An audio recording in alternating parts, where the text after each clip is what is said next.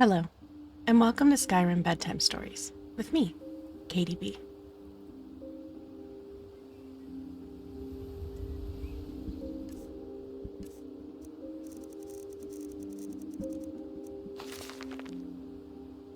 Thief by Revan. If the reader has not yet had the pleasure of reading the first volume in these series on the life of Eslaf Errol, Beggar, he should close this book immediately, for I shan't recap. I will tell you this much, gentle reader. When we last saw Eslaf, he was a boy, an orphan, a failed beggar, running through the wild winter woods of Skyrim, away from his home of Erelgard. He continued running, stopping here and there for many more years, until he was a young man. Eslaf discovered that among the ways of getting food, asking for it was the most troublesome. Far easier was finding it in the wilderness, or taking it from unguarded market stalls. The only thing worse than begging to get food was begging for the opportunity to work for the money to buy it. That seemed needlessly complicated. No, as far as Eslaf was concerned, he was best off being a scavenger, a beggar, and a thief.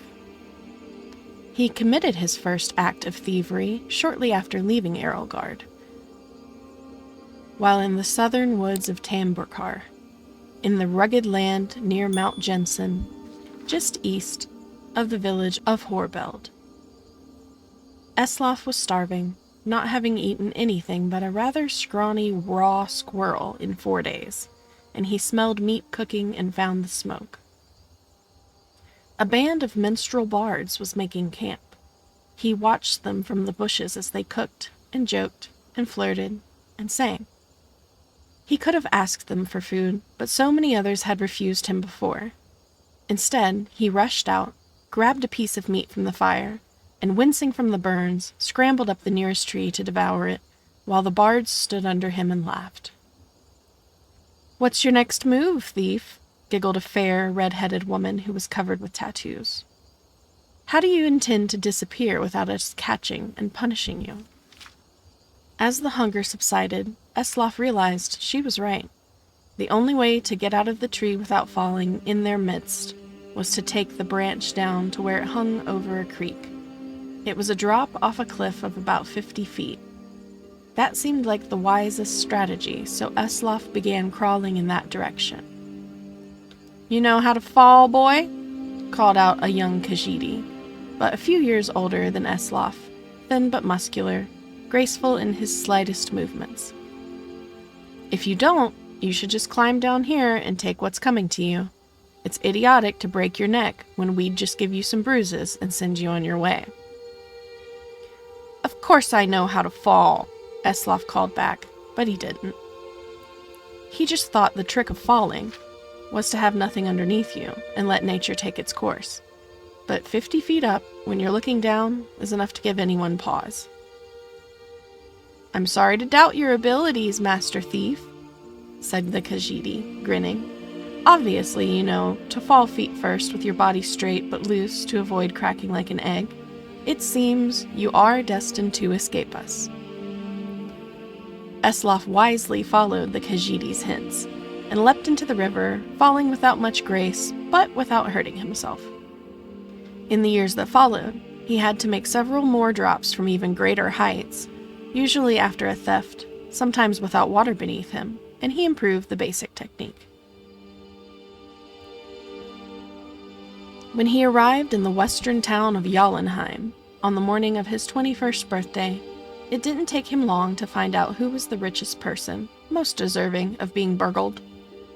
An impregnable palace in a park near the center of town was owned by a mysterious young man named Suibud. Eslaf wasted no time in finding the palace and watching it. A fortified palace, he had come to learn, was like a person, with quirks and habits beneath its hard shell. It was not an old place. Evidently, whatever money this Suibud had come into was fairly recent. It was regularly patrolled by guards, implying that the rich man was fearful of being burgled, with good reason. The most distinctive feature of the palace was its tower, rising 100 feet above the stone walls, doubtless giving the occupant a good defensive view. Eslov guessed that if Sweebud was as paranoid as you guessed him to be, the tower would also provide a view of the palace storehouse. The rich man would want to keep an eye on his fortune. That meant that the loot couldn't be directly beneath the tower, but somewhere within the courtyard walls. The light in the tower shone all night long, so Eslov boldly decided that the best time to burgle was by the light of day, when Sweebud must be asleep. That would be the time the guards would least expect a thief to pounce. And so, when the noon sun was shining over the palace, Eslov quickly scaled the wall near the front gate and waited, hidden in the crenellations. The interior courtyard was plain and desolate, with few places to hide. But he saw that there were 2 wells. One the guards used from time to time to draw up water and slake their thirst, but Eslov noticed that guards would pass by the other well, never using it. He waited until the guards were distracted, just for a second, by the arrival of a merchant in a wagon bearing goods for the palace. While they were searching his wagon, Eslov leapt elegantly, feet first, from the wall into the well. It was not a particularly soft landing, for, as Eslov had guessed, the well was not full of water, but gold. Still, he knew how to roll after a fall, and he didn't hurt himself. In the dank subterranean storehouse, he stuffed his pockets with gold, and was about to go to the door which he assumed would lead to the tower, when he noticed a gem the size of an apple, worth more than all the gold that was left. Eslov found room for it down his pants. The door did indeed lead to the tower, and Eslov followed its curving stairwell up, walking quietly but quickly. At the top, he found the master of the palace's private quarters, ornate and cold, with invaluable artwork and decorative swords and shields on the wall. Eslov assumed the snoring lump under the sheets was Sweebud, but he didn't investigate too closely. He crept to the windows and looked out. It was going to be a difficult fall for certs. He needed to jump from the tower, past the walls, and hit the tree on the other side.